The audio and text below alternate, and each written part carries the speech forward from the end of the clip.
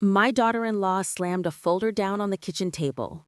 Nursing home papers. Sign them, she said, her voice cold as ice. My son stood behind her, looking at the floor. Mom, this is for your own good, he mumbled. I didn't open the folder. Instead, I pulled out my phone and dialed 911.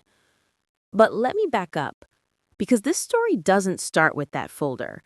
It starts 3 years ago, when my son Daniel brought home the woman who would try to steal everything from me, including my freedom. Her name was Shanice. Beautiful, confident, with a smile that could light up a room. Daniel was 35, she was 32, and according to him, she was the one. He'd been single for years, focused on building his career as an accountant, and I was honestly happy to see him finally find someone. The first time Shanice came to my house for dinner, she was charming. She complimented my cooking, asked about the family photos on the wall, and told me how much she'd heard about me from Daniel. He talks about you all the time, she said with that dazzling smile. You must be an amazing mother. I wanted to believe her. I really did. But something fell off. The way her eyes swept over my home. Not with warmth, but with assessment. Like she was calculating the value of my furniture, my artwork, the crystal chandelier my late husband had bought me for our 20th anniversary. My husband Jerome had passed away 5 years ago, leaving me our fully paid off home in a nice Baltimore neighborhood, a comfortable pension, and some savings. Nothing extravagant, but enough for me to live comfortably at 68 years old. Jerome and I had worked hard our whole lives, him as a postal worker, me as a school secretary, and we'd built a good life together. Daniel was our only child, and after Jerome died, Daniel and I grew even closer. He'd come over every Sunday for dinner, help me with repairs around the house, and we'd sit on the porch, talking about everything and nothing. Those Sundays were sacred to me. But once Shanice entered the picture, the Sundays started changing. At first, it was subtle. Daniel would arrive a little later. Then Shanice would come with him and dominate the conversation, talking about her job in pharmaceutical sales, her ambitious career goals, her expensive tastes. She'd make little comments about my house being too big for one person, or how I should downsize now before it becomes too much to maintain. I'm only 68, I'd say with a laugh. I'm not ready to downsize yet. This is my home. Jerome and I raised Daniel here. Shanice would smile that never quite reached her eyes. Of course, I'm just thinking ahead, planning for the future. They got engaged after dating for only 8 months. Daniel seemed happy, but also different, more stressed, more distant. When I asked if everything was okay, he'd just say, "Wedding planning is expensive, Mom, but we're handling it." Except they weren't handling it. 2 months before the wedding, Daniel came to me looking exhausted. "Mom, I need to ask you something, and please don't be upset." My stomach dropped. "What is it, baby?" "We need help with the wedding costs. Shanice and her family aren't contributing much, and I've already maxed out my credit cards. I hate to ask, but could you loan us $15,000? I'll pay you back, I promise." $15,000. It was a huge amount, but this was my son, and it was his wedding. I wanted him to be happy.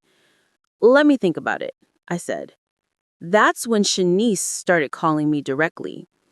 At first, it was friendly, just checking in, updating me on wedding plans, but then the calls got more frequent and more pointed. "Did Daniel talk to you about the money? We really need an answer soon.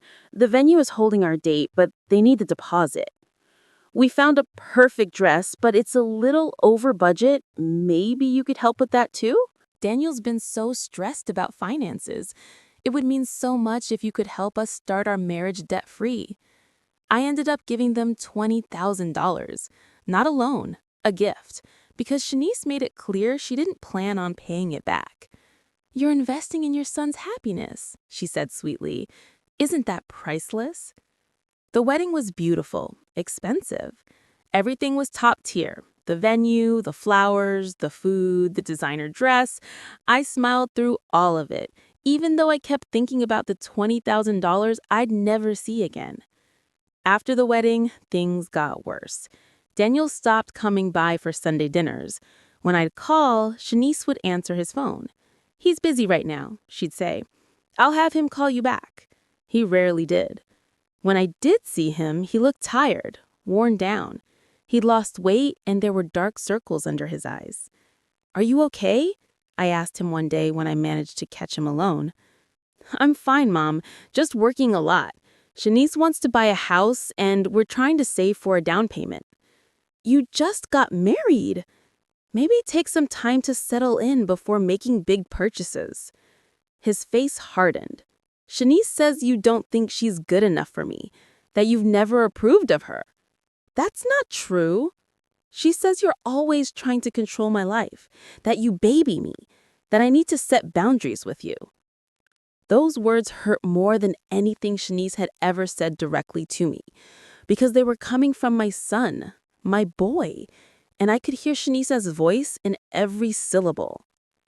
6 months into their marriage, they asked to move in with me.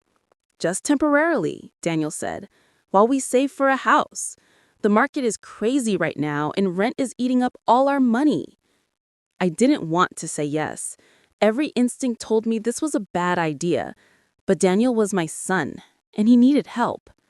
How could I say no? "Just for a few months," I agreed. They moved in with 3 suitcases and a lot of attitude.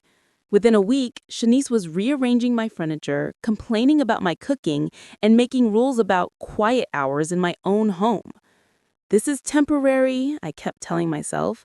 "They'll save money and move out soon." But they didn't save money. Shanice kept buying expensive clothes, getting her nails done, taking weekend trips. Daniel was working overtime constantly, but I never saw any evidence of savings. One evening, I overheard them talking in their room, my former guest room that Shanice had completely redecorated without asking. "Your mother has way too much space. This house has 4 bedrooms. Why does she need all this?" "It's her house, Shanice. For now, but eventually it'll be yours. Well, ours. We just need to position things correctly." "What do you mean?" "I mean, your mother is getting older. She's going to need help eventually. And when she does, we'll already be here. We'll already be in control." My blood ran cold. I backed away from their door quietly and went to my room, my heart pounding. That's when I knew. Shanice wasn't just using us financially. She was planning something bigger, something that involved taking my home, my independence, my entire life. And she was slowly turning my son into her accomplice. After overhearing that conversation, I started paying closer attention to everything Shanice did. And what I saw terrified me. She was systematically taking over my home. She'd moved my personal items to make room for their things. She'd thrown away my favorite coffee mugs because they didn't match the kitchen aesthetic.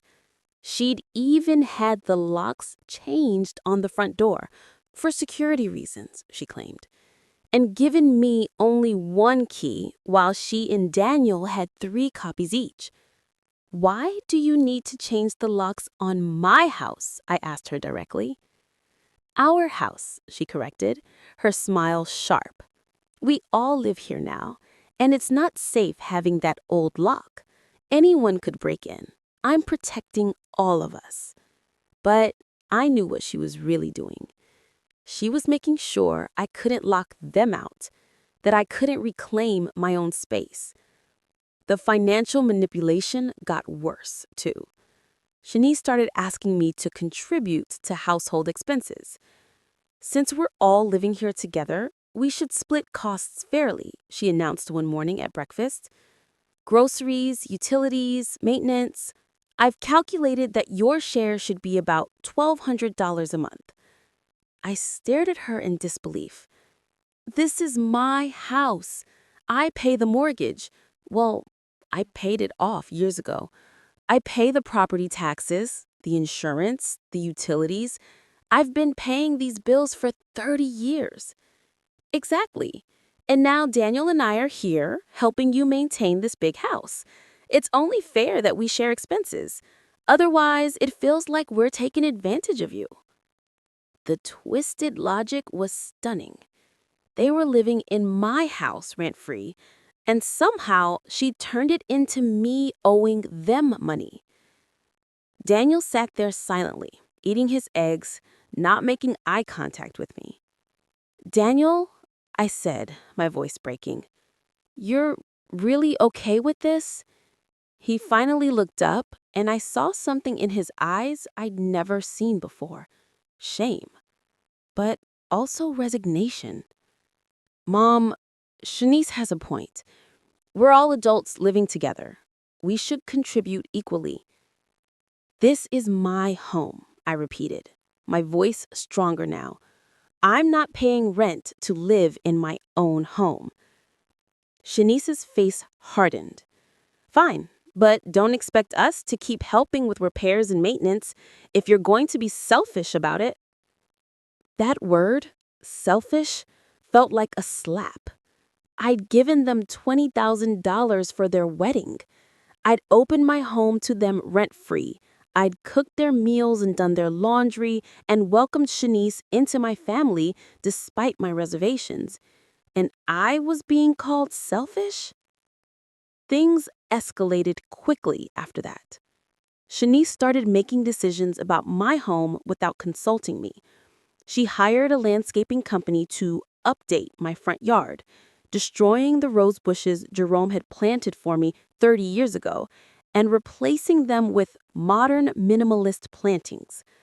When I came home and saw my roses gone, I cried for hours. Those were my roses. My husband planted those for me. They were old and dying, Shanice said dismissively. The new landscaping increases property value. You should be thanking me. She also started controlling who could visit my house. My sister Ruth came by one afternoon for our weekly coffee date, and Shanice intercepted her at the door. Mrs. Carter isn't feeling well today. She needs to rest. Maybe you should call before coming over from now on. Ruth called me later, confused. Diane, are you okay? Shanice said you were sick. I'm fine. I didn't even know you'd come by. She never told me. Honey, what's going on over there? This doesn't feel right. I don't know, Ruth, but I'm starting to get scared. That night, I confronted Shanice about turning Ruth away. That's my sister. She's always welcome in my home. You had no right. I had every right, Shanice interrupted. Daniel and I are concerned about you. You've been forgetting things lately, getting confused. We think you might be developing dementia or something. What? No, I'm not. I'm perfectly fine. You forgot about your doctor's appointment last week because you never told me about any doctor's appointment.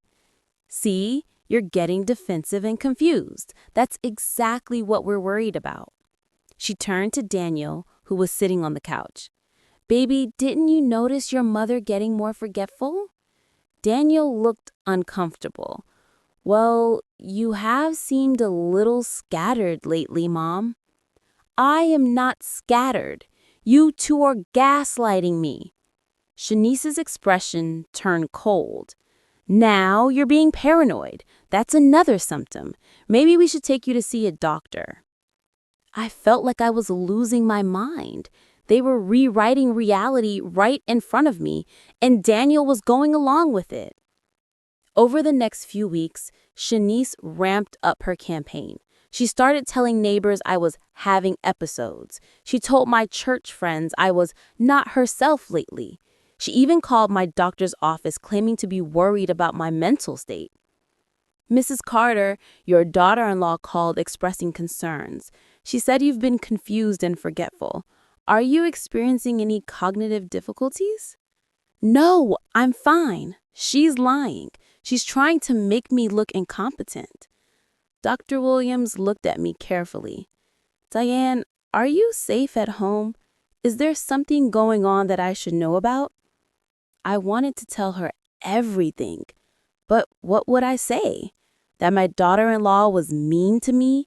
That she threw away my roses? That she was slowly taking over my house? It all sounded so petty when I thought about explaining it. I'm fine, I said weakly. Just some family stress. But I wasn't fine. I was being systematically isolated, gaslit, and pushed out of my own life. And the worst part was that my son, my baby boy, was letting it happen. One night, I couldn't sleep. I lay in bed thinking about Jerome, wishing he was there to protect me. He would have seen through Shanice immediately. He would have put a stop to this. But Jerome was gone, and I was alone. Around 2 a.m., I heard voices downstairs. I crept out of bed and stood at the top of the stairs listening. We need to speed this up, Shanice was saying. She's more resistant than I thought. Maybe we should just wait, give it more time. We don't have more time. The longer we wait, the more chance she has to change her will or do something else to block us. We need her declared incompetent now, while we're living here and can control the narrative. I don't know, Shanice. This feels wrong. She's my mother. Your mother, who has a house worth $400,000 and savings you'll never see unless we act. Do you want to struggle forever, or do you want to secure our future? There was a long pause. Then Daniel's voice, barely a whisper. What exactly are you proposing? Elder abuse laws work both ways. If we can demonstrate that she's mentally incompetent and a danger to herself, we can get guardianship. And once we have guardianship, we control everything, her money, her property, her decisions. We can make her sign the house over to you. We can access her accounts. We can put her somewhere she'll be taken care of, and we can get on with our lives. You mean put her in a nursing home? Is that really so terrible? She'd be safe, cared for, and we could finally build our life without her hanging over us. My legs went weak. I grabbed the banister to keep from falling. My own son was conspiring with his wife to have me declared incompetent, steal my home, and lock me away. I didn't sleep at all that night. I lay in my bed, staring at the ceiling, replaying their conversation over and over in my mind. My son, my Daniel, was helping his wife plot to have me declared incompetent and locked away in a nursing home so they could steal my home. Part of me wanted to believe I'd misheard, that there was some other explanation, but I knew what I'd heard. And worse, I knew Shanice was serious. The next morning, I came downstairs to find them both at the kitchen table, looking perfectly normal. Shanice was scrolling through her phone, sipping coffee. Daniel was reading something on his laptop. "Good morning, Mom," Daniel said, not looking up. "Morning," I managed, my voice tight. Shanice glanced at me with that calculating look I'd come to recognize. "You look tired. Did you sleep okay?" "Fine," I lied. "You should see a doctor. Maybe get something to help you sleep. At your age, insomnia can be a sign of other problems." There it was again, the subtle suggestion that something was wrong with me, the seed of doubt she was planting everywhere she could. I poured myself coffee with shaking hands and retreated to my bedroom. I needed to think. I needed a plan. But I felt so alone, so powerless. I called my sister Ruth. "Can you come over? I need to talk to you, privately." Of course, honey. Give me an hour. But when Ruth arrived, Shanice intercepted her again. I watched from my bedroom window as they spoke at the front door. Ruth looked frustrated, gesturing emphatically. Shanice had her arms crossed, blocking the doorway. Finally, Ruth walked back to her car, pulled out her phone, and called me. Diane, she won't let me in. She says you're sleeping and can't be disturbed. She says you had a difficult morning and need rest. I'm wide awake. I'm looking at you right now from my window. This is insane. I'm calling the police. No, don't. That'll just make it worse. They'll say I'm causing drama, that I'm paranoid. Just let me figure this out. But how could I figure it out when I was trapped in my own home? Over the next week, Shanice's campaign intensified. She started documenting everything I did, taking notes on her phone, even recording me sometimes. Just making a grocery list, she'd say if I asked what she was typing, but I knew better. She also started staging situations to make me look incompetent. One morning, I came down to find the kitchen stove burners on, nothing cooking, just flames burning. Mom, did you leave the stove on? Shanice called out loudly, making sure Daniel heard from the other room. I didn't touch the stove. I just woke up. You must have forgotten. You came down earlier, remember? You said you wanted to make tea. No, I didn't. I just came downstairs now. Shanice pulled out her phone and started typing. Another episode, third one this week. Stop it! I know what you're doing. Daniel appeared in the doorway. Mom, calm down. Nobody's accusing you of anything. Yes, she is. She's setting me up. She turned that stove on herself. Shanice's eyes widened in false concern. Honey, why would I do that? I'm just worried about you. We both are. I felt like I was drowning. Every day brought a new incident that Shanice documented and Daniel witnessed. Pills scattered on my bathroom floor. Pills I never took out of the bottle. The front door left wide open at night. A door I knew I'd locked. My car keys hidden in the refrigerator, a place I would never put them. Each time, Shanice would discover the problem and make a big show of documenting it. And each time I'd protest my innocence while sounding more and more unhinged. Maybe you're doing these things in your sleep, Shanice suggested sweetly. Or maybe you're just forgetting. Either way, it's concerning. My friends started pulling away too. Shanice had been calling them, expressing concerns about my health. She told them I was becoming paranoid and accusatory, that I needed space and shouldn't be encouraged in my delusions. When my friend Margaret from church called to check on me, I could hear the pity in her voice. Diane, honey, Shanice called me. She's worried about you. She says you've been accusing her of terrible things. Because she's doing terrible things, Margaret. She's trying to steal my house and have me locked up. There was a long pause. Diane, do you hear how that sounds? I know you're stressed, but maybe you should talk to someone. A therapist, or I don't need a therapist. I need people to believe me. But nobody did. Shanice had been so careful, so systematic. To everyone on the outside, she looked like a devoted daughter-in-law, caring for an increasingly confused elderly woman.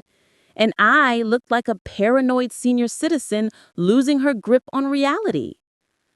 2 weeks after I'd overheard their conversation, Shanice made her next move.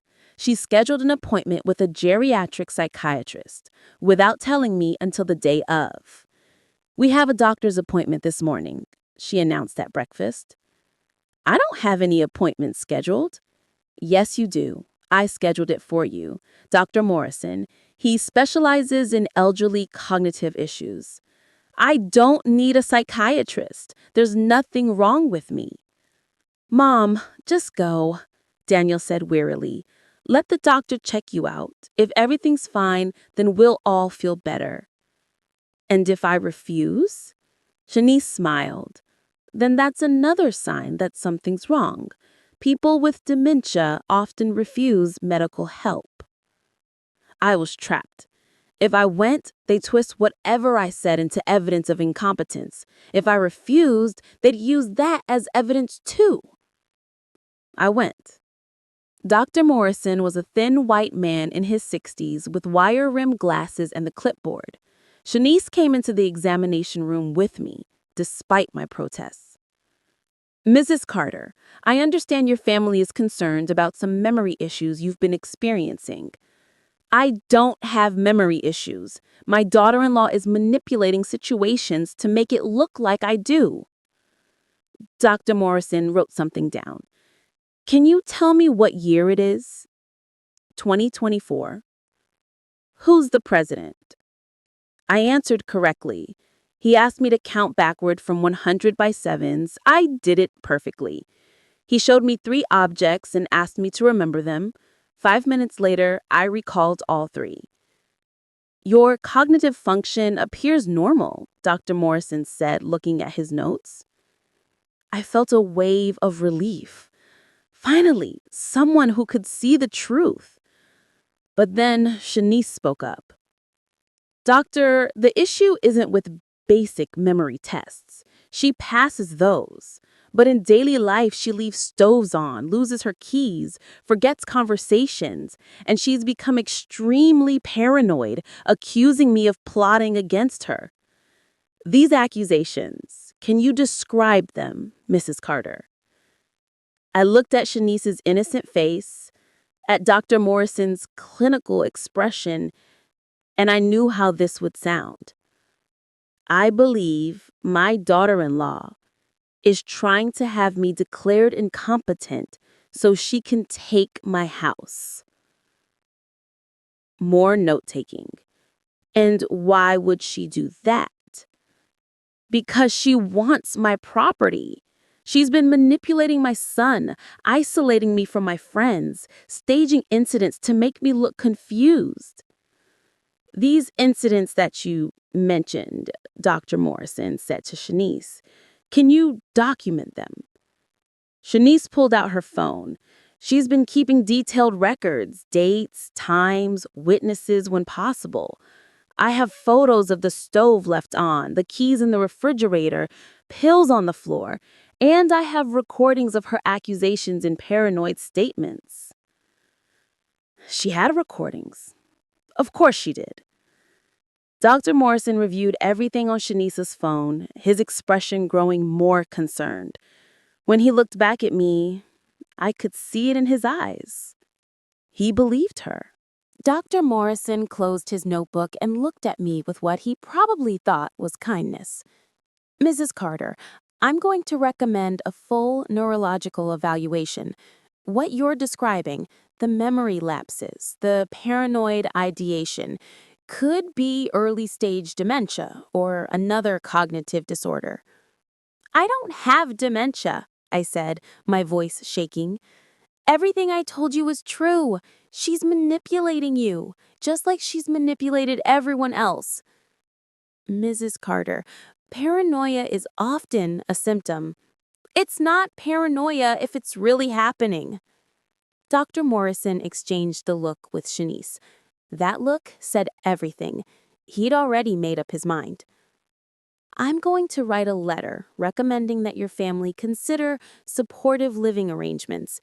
Someone with your symptoms shouldn't be living alone or managing complex decisions without assistance. I'm not living alone.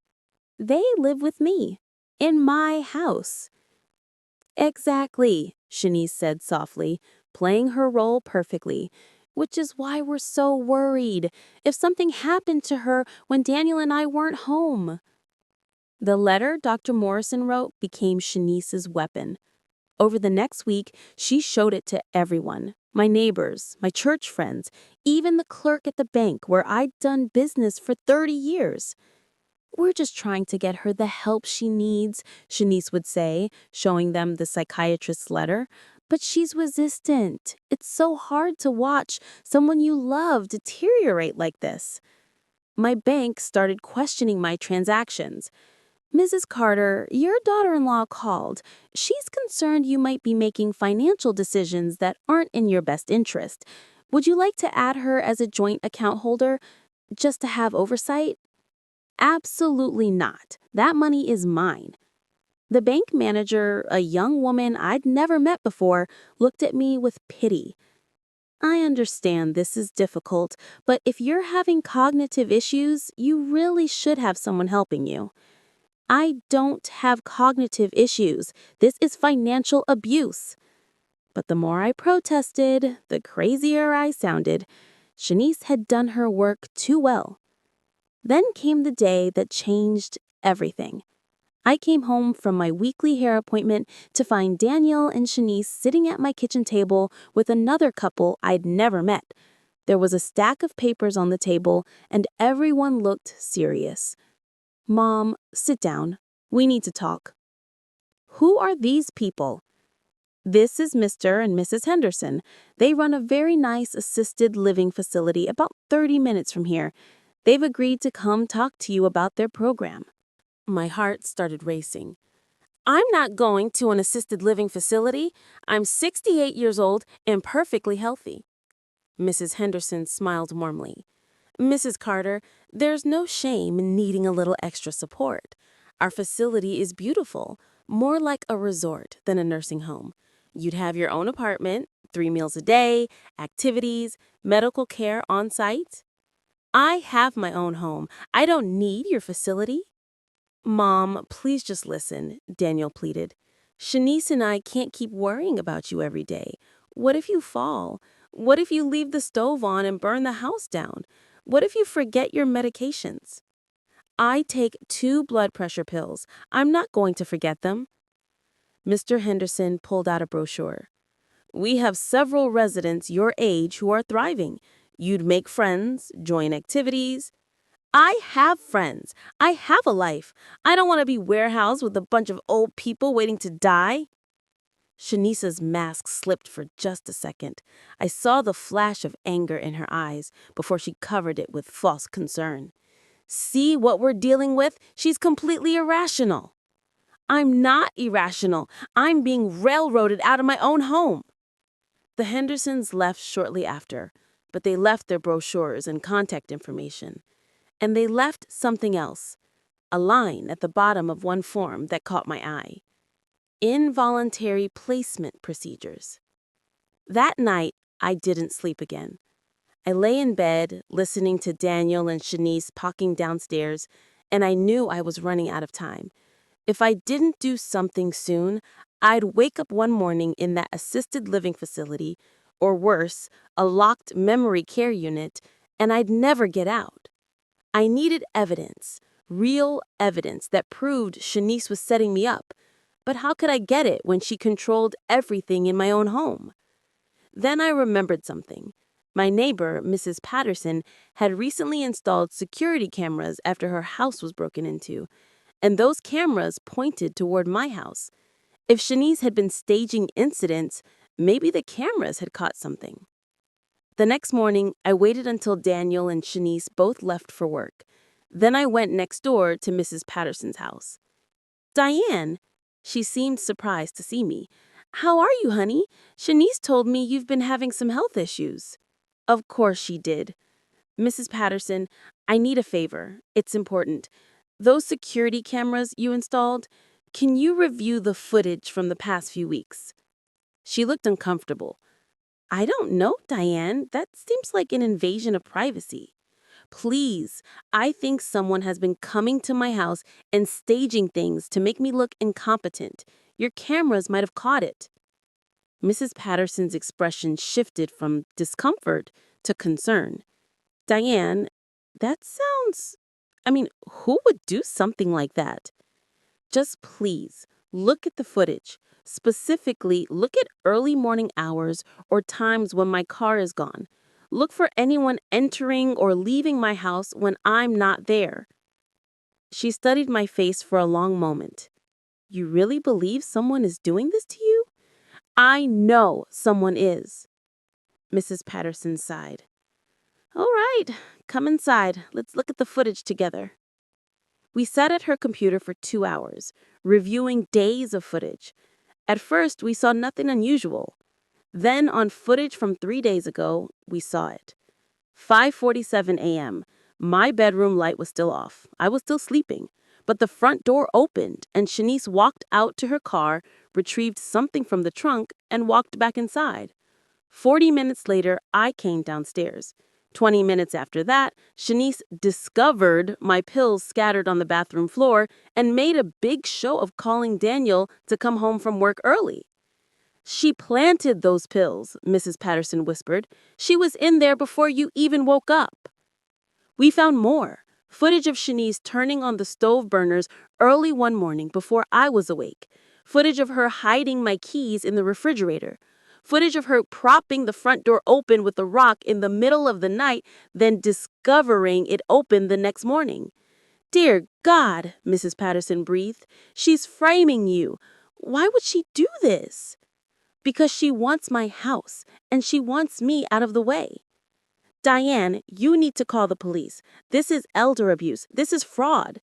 Not yet. If I go to the police now, it's my word against hers, and she has Dr. Morrison's letter saying I'm paranoid and confused. I need more. I need to catch her actually trying to force me out. What are you going to do? I'm going to let her think she's winning, and I'm going to record everything. Mrs. Patterson copied the security footage to a USB drive for me. I hid it in the lining of my winter coat, a coat that was stored in the back of my closet where Shanice would never think to look. Then I went home and pretended nothing had changed. I played the confused elderly woman Shanice wanted me to be. I forgot small things. I seemed scattered. I let her believe her plan was working, and I waited for her to make her final move. It came 3 days later. I was in the kitchen making tea when I heard them coming down the stairs. Heavy footsteps, purposeful. I knew this was it. This was the moment Shanice had been building toward for months. Daniel and Shanice walked into the kitchen together. Shanice was carrying a manila folder, thick with papers. Her face was set in grim determination. Daniel looked sick, pale, avoiding my eyes. Mom, we need to talk, Daniel said quietly. Can you sit down? I'm fine standing. Shanice slammed the folder down on the kitchen table. The sound echoed through the room like a gunshot. Nursing home papers, sign them. I looked at the folder but didn't touch it. My heart was pounding so hard I could hear it in my ears. Excuse me? You heard me. We found a facility that will take you. Green Meadows Assisted Living. They have a bed available starting Monday. You need to sign the intake paperwork. I'm not signing anything. Daniel finally spoke, his voice barely above a whisper. Mom, this is for your own good. You can't take care of yourself anymore. The doctor said I needed evaluation, not that I needed to be locked up. You're not being locked up, Shanice said impatiently. You're being moved to a place where you'll be safe, where trained professionals can watch you 24/7, where you can't hurt yourself or burn down the house or wander off and get lost. I have never wandered off. I have never almost burned down the house. You staged all of that. Shanice's eyes flashed with anger. There you go again with the paranoid accusations. This is exactly why you need professional care. You're delusional. I have proof, I said quietly. Proof of what? Proof that you've been staging incidents, security camera footage showing you entering my house while I was sleeping and planting evidence to make me look incompetent. For just a second, Shanice's mask cracked. I saw real fear in her eyes, but she recovered quickly. That's ridiculous. Where would you get security footage? That's not important. What's important is that I have it. And if you try to force me into a nursing home, I'll show it to the police, to a judge, to everyone. Shanice laughed, but it sounded forced. You're bluffing. You don't have anything. Try me. Daniel looked between us confused. Mom, what are you talking about? What security footage? Your wife has been setting me up, Daniel, for months, making it look like I'm losing my mind so she can take my house and my savings, and I can prove it. She's lying, Shanice said quickly. She's confused and paranoid, just like Dr. Morrison said. She probably thinks she has footage, but it's just her imagination. Then why are you so nervous? I asked. Shanice's face hardened. I'm not nervous. I'm angry. Angry that we've bent over backward trying to help you, and you respond with accusations and paranoia. You know what? Fine. Don't sign the papers voluntarily. We'll do this the hard way. She pulled out another set of documents from the folder. These are guardianship papers. We're filing for emergency guardianship based on your mental incompetence. We have Dr. Morrison's letter, we have documented incidents, we have witnesses who will testify that you're a danger to yourself. And once we have guardianship, we won't need your signature. We'll decide what's best for you. You can't do that. Watch us. She pushed the guardianship papers across the table. This is happening, Diane, whether you cooperate or not. The only question is whether you want to make this easy on yourself and Daniel, or if you want to drag this through court and humiliate yourself publicly. I looked at my son. Daniel, you're really going to let her do this? You're going to help her steal my home and lock me away? He wouldn't meet my eyes. Mom, if you really have this footage you claim to have, show it to us now. Prove that Shanice is lying. It was a trap. If I showed them the footage, they'd destroy it. If I didn't show them, they'd use my refusal as more evidence of paranoia. I'm not showing you anything, not until I have a lawyer present. You don't need a lawyer, Shanice snapped. You need to face reality. You're old, you're confused, and you can't live independently anymore. We're doing you a favor. A favor? You're stealing my home. We're not stealing anything. This house will go to Daniel anyway. We're just accelerating the timeline for your own safety. There it was, the truth spoken plainly. They were forcing me out so they could take everything, and they were using my age and the legal system to do it. Mom, please, Daniel said, and there were tears in his eyes now. Just sign the papers. Shanice is right. You'll be safer in a facility, and we'll visit you all the time. This doesn't have to be ugly.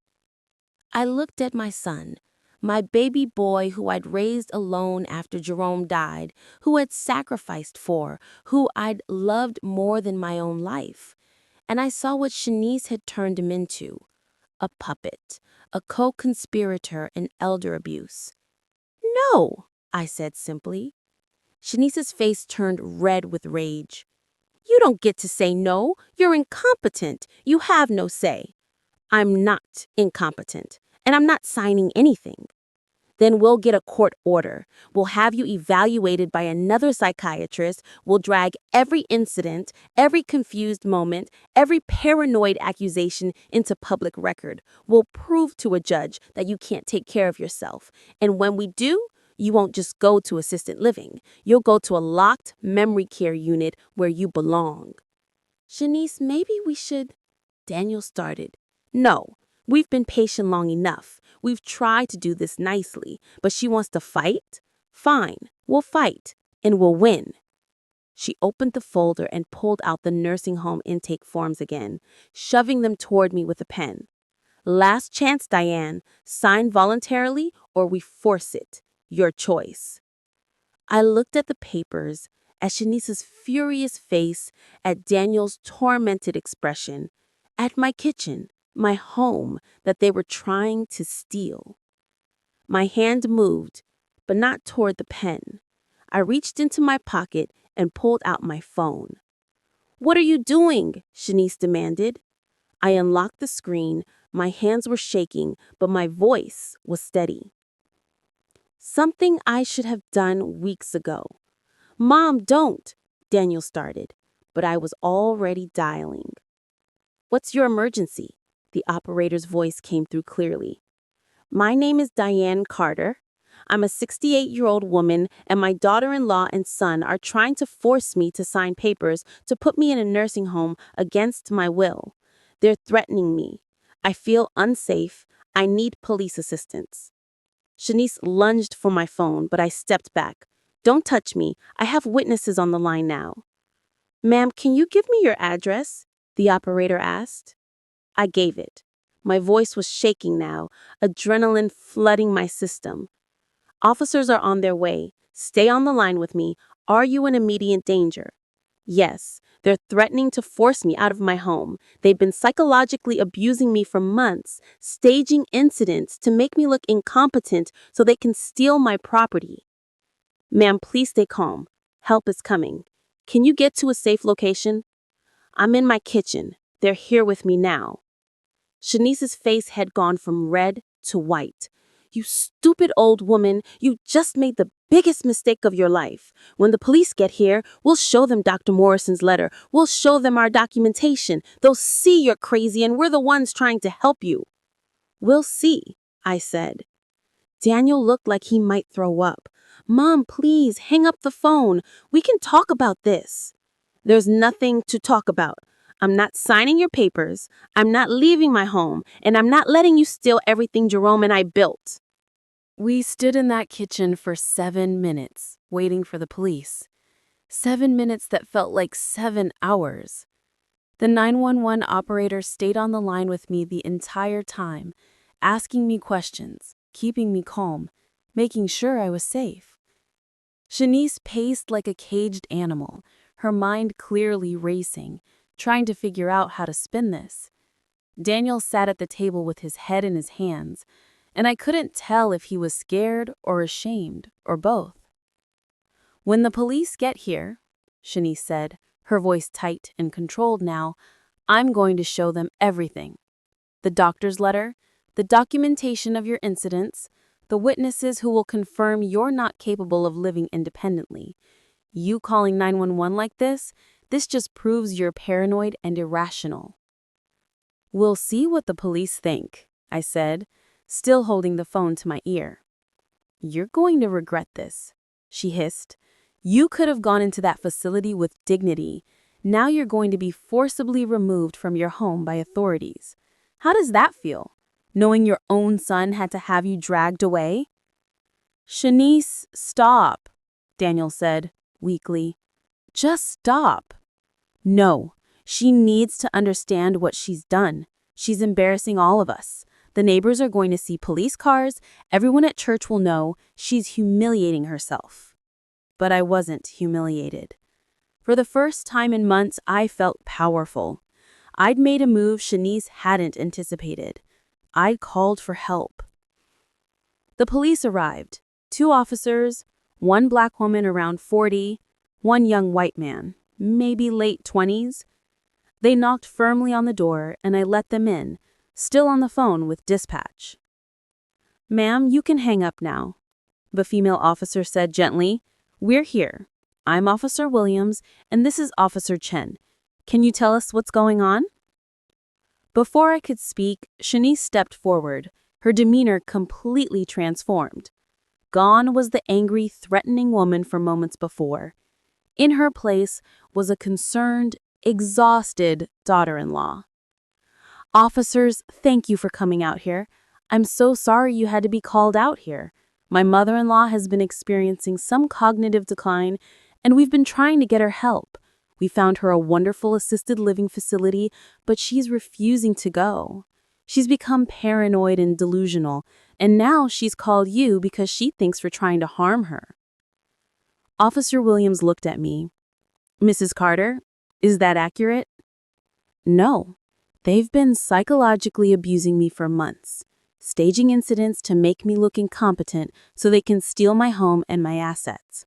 They were threatening me, trying to force me to sign nursing home papers against my will. She has dementia, Sandy said, sadly, pulling out the folder. Here's a letter from her psychiatrist, Dr. Morrison, recommending supportive care. And here's documentation of incidents over the past few months, dangerous behaviors like leaving the stove on, wandering, forgetting medications. We're not trying to harm her. We're trying to protect her. Officer Williams took the documents and reviewed them. I watched her face, trying to read her expression. Was she believing Shanice's story?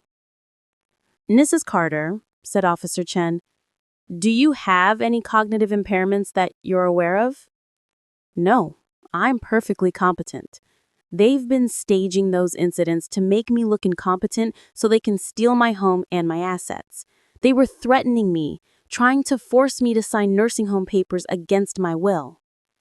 "She has dementia," Shanice said sadly, pulling out the folder. "Here's a letter from her psychiatrist, Dr. Morrison, recommending supportive care. And here's documentation of incidents over the past few months, dangerous behaviors like leaving the stove on, wandering, forgetting medications. We're not trying to harm her. We're trying to protect her." Officer Williams took the documents and reviewed them. I watched her face, trying to read her expression. Was she believing Shanice's story? "Mrs. Carter," Officer Chen asked, "do you have any cognitive impairments that you're aware of?" "No, I'm perfectly competent. They've been staging those incidents to make me look incompetent so they can steal my home and my assets. I have proof." "What kind of proof?" Officer Williams asked carefully. This was the moment. If I showed them the USB drive now, Shanice would know I had it and might try to destroy it or claim it was fabricated. But if I didn't show them, they might believe Shanice's version of events. Security camera footage from my neighbor's house, showing my daughter-in-law staging incidents while I was sleeping or away from home. Shanice laughed. "That's absurd. She's paranoid and delusional, just like the doctor said. Officers, she probably doesn't even have any footage. This is part of her delusion." "Mrs. Carter, do you actually have this footage?" Officer Williams asked carefully. "Yes, on a USB drive, hidden in my closet." "Can we see it?" I looked at Shanice's face. She was trying to appear sympathetic and concerned, but I could see the fear in her eyes. She didn't know if I was bluffing or not. "Yes, come with me." I led the officers upstairs to my bedroom, Shanice and Daniel following behind. I went to my closet, pulled out my winter coat, and retrieved the USB drive from the lining. My neighbor, Mrs. Patterson, her security cameras faced my house. She reviewed the footage with me and gave me a copy. "And you believe this footage shows your daughter-in-law staging incidents?" "I don't believe it. I know it. You can see it for yourself." We went back downstairs. Officer Chen had a laptop in his patrol car and he brought it in. I plugged in the USB drive with shaking hands. "This is ridiculous," Shanice said, but her voice was higher now, strained. "Even if there's footage of me entering the house, so what? I live here. Of course I enter the house." "At 5:47 a.m. before I'm awake, carrying things from your car?" I asked. Officer Williams held up her hand. "Let's just watch the footage." We watched in silence. The timestamp showed 5:47 a.m. 3 days ago. There was Shanice, walking out of my house, going to her car, retrieving a prescription bottle from the trunk, walking back inside. The timestamp jumped to 6:32 a.m., me coming downstairs, clearly just waking up. Then to 6:54 a.m., Shanice discovering pills scattered on the bathroom floor and calling Daniel, her voice frantic on the audio. "Your mother did it again. Pills everywhere. I'm scared she's going to hurt herself." "That doesn't prove anything," Shanice said, but her voice was shaking now. "Maybe I was getting those pills for her. Maybe I dropped them accidentally." "At 5:47 in the morning, before she was awake?" Officer Williams asked. We watched more footage. Shanice turning on the stove burners, Shanice hiding my keys in the refrigerator, Shanice propping open the front door with a rock at 3 a.m. These are all things she later discovered and documented as evidence of my incompetence, I said quietly. She was framing me. Daniel's face had gone ashen.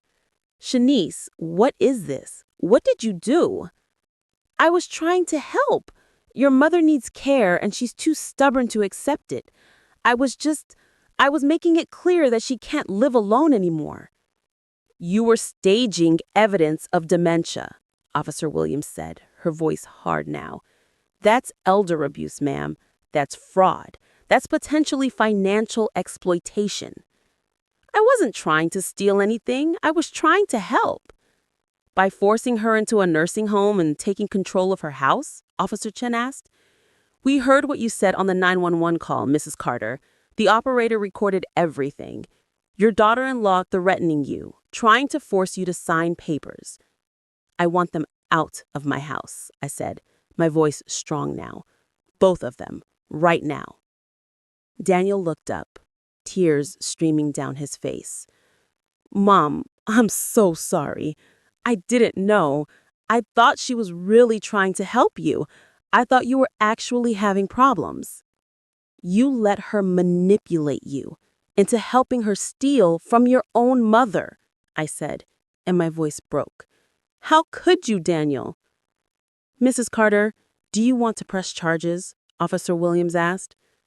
I looked at Shanice, whose mask had finally shattered completely. She looked cornered, desperate, furious. "Yes," I said. "I want to press charges for elder abuse, fraud, and attempted theft." "Ma'am, you're under arrest," Officer Williams said to Shanice, pulling out handcuffs. "What? No! This is insane. I was helping her. Daniel, tell them." But Daniel just sat there, silent, broken. Watching Shanice get handcuffed in my kitchen should have felt like victory, but mostly it just felt sad. Sad that it had come to this. Sad that my son had been so completely manipulated. Sad that I'd had to call the police on my own family. "You're making a mistake," Shanice screamed as Officer Williams read her rights. "She's crazy. She's delusional. That footage is fake. Daniel, tell them." But Daniel said nothing. He just sat at the table, staring at his hands, as his wife was led out to the police car. After Shanice was gone, Officer Chen sat down with me and took my full statement. I told him everything. The $20,000 wedding gift, the gradual takeover of my home, the isolation from friends and family, the staged incidents, the psychiatrist appointment, the threats. "Mrs. Carter, what you've described is a textbook case of elder abuse and financial exploitation," he said. "I'm going to recommend that Adult Protective Services follow up with you, and I'm going to make sure the district attorney's office sees all of this evidence." "What will happen to her?" "That depends on the DA, but elder abuse is a serious crime. If convicted, she could face several years in prison and significant fines." After the officers left, it was just me and Daniel in the kitchen. The same kitchen where this nightmare had reached its climax. The silence between us was deafening. "Mom," he finally said, his voice broken. "I don't even know where to start." "Start with the truth. Did you know what she was doing? Did you know she was staging those incidents?" "No, I swear to God I didn't know. I really thought you were having problems. The stove, the keys, the pills. I saw those things. I thought they were real." "You saw what she wanted you to see. She manipulated both of us." "But I should have known. You're my mother. I should have trusted you over her. Instead, I helped her gaslight you. I helped her try to steal your home." He put his head in his hands. "What kind of son does that?" "A son who was being manipulated by a professional con artist," I said quietly. "Daniel, I'm angry with you. I'm hurt. But I also know that she got into your head. She isolated you from me, made you doubt yourself, made you doubt me. That's what abusers do. I let her turn against you. I was ready to put you in a nursing home. I was ready to take your house." He looked up at me with devastated eyes. "How can you ever forgive me?" "I don't know if I can, not right away, but I know I want to try. You're still my son. You're still the boy I raised. And maybe with time and a lot of work, we can rebuild what she destroyed." Daniel moved out that night. He packed his things and went to stay with his friend Marcus. I changed the locks the next morning. Properly this time. My locks, my keys. The legal process was long and complicated. Shanice was charged with elder abuse, fraud, attempted theft, and financial exploitation. The district attorney reviewed all the evidence, the security footage, the 911 recording, the documentation of her systematic campaign to have me declared incompetent. Her lawyer tried to claim she was just a concerned daughter-in-law trying to help an elderly woman into crying, but the security footage destroyed that defense. There was no way to explain away those videos of her staging incidents while I slept. She ended up taking a plea deal, 3 years in prison and 5 years probation, plus restitution for the $20,000 wedding gift and the costs associated with changing my locks, hiring a lawyer, and dealing with the psychological aftermath of her abuse. Daniel and I started family therapy. It was painful, confronting everything that had happened. He had to face the fact that he'd chosen his wife over his mother, that he'd participated in a scheme to steal my home, that he'd been willing to lock me away in a nursing home. "I was so blind," he said in one session. "She love-bombed me in the beginning, made me feel like the most important person in the world, and then slowly she started controlling everything. What I wore, who I talked to, how I spent my time. She convinced me that everyone else was the problem. My friends, my coworkers, you, especially you." That's classic abusive behavior, our therapist said. Isolate the victim, make them dependent, then use that dependency to control them.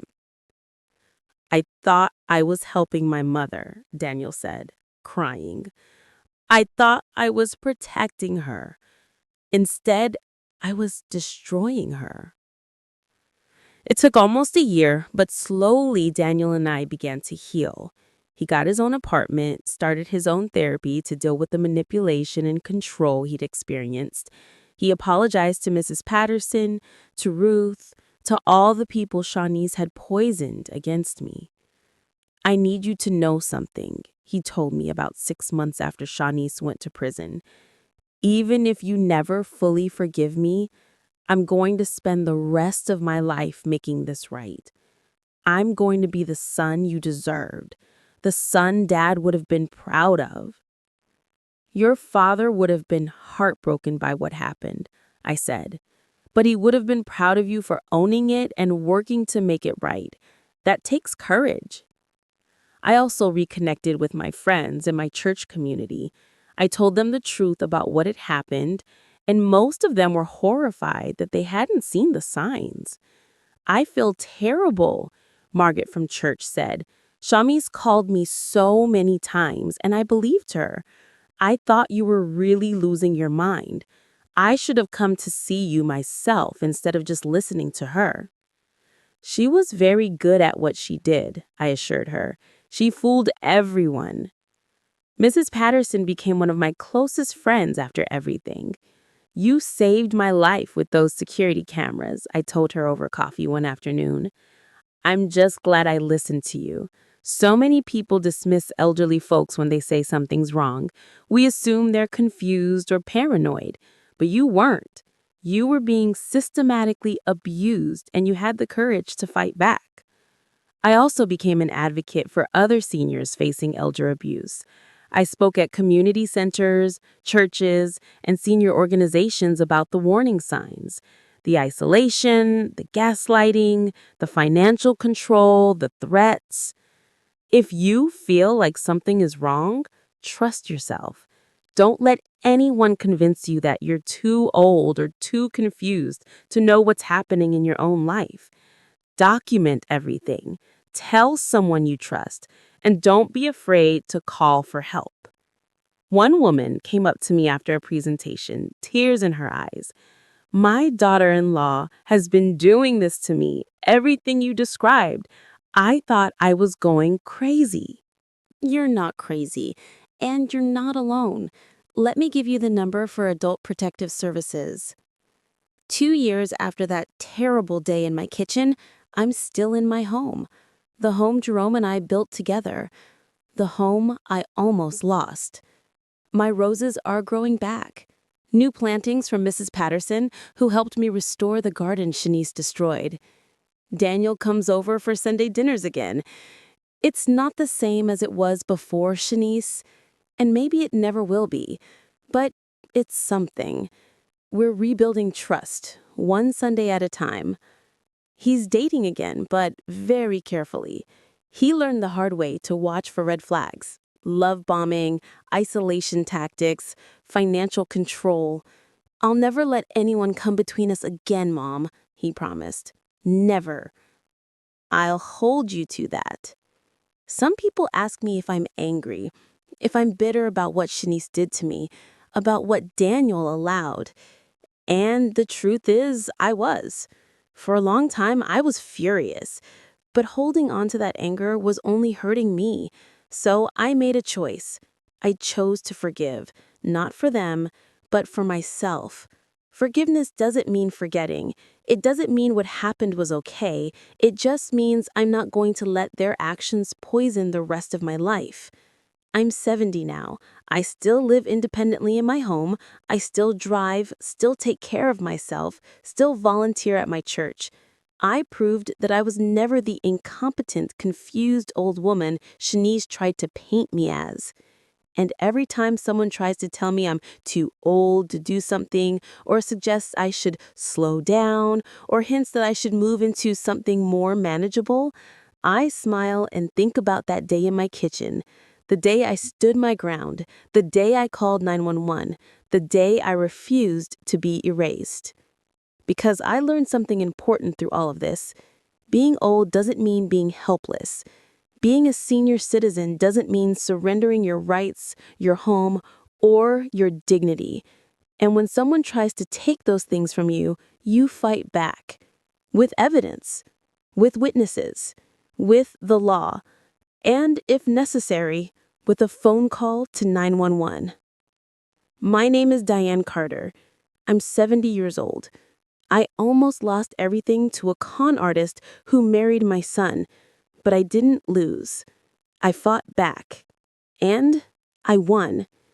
And if you're out there dealing with something similar, I want you to know you can fight back too. You can win too. Don't let anyone convince you that you're too old, too confused, or too weak to defend yourself. You're stronger than you think.